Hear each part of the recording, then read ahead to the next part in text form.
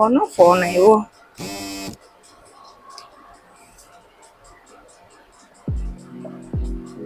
Hello. હા બેટા બોલ. નહીં હો, બિલકુલ નહીં.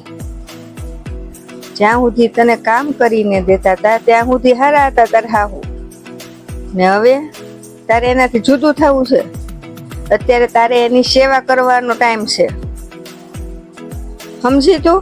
હા, ના ના હો, તારી આ વાત તો બિલકુલ ખોટી જ છે. હા, અને જો તે એવું કર્યું ને તો આ ઘરના દરવાજા તારા માટે હંમેશા બંધ થઈ જશે.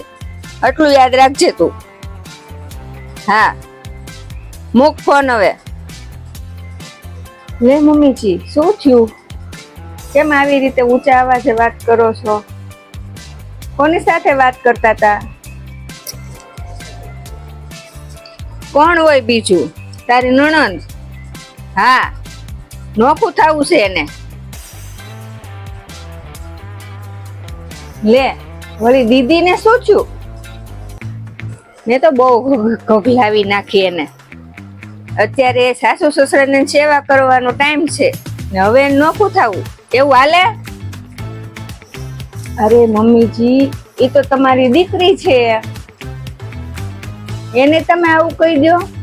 અરે મારી દીકરી હોય ને તો શું થઈ ગયું? એને કઈ હું ખોટી સલાહ આપવાની? સાચી વાત છે મમ્મીજી.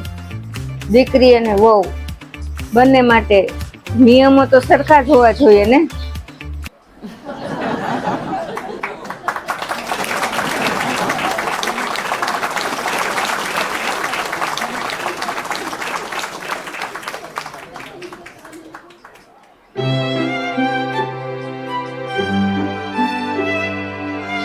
વાહ મમ્મીજી વાહ.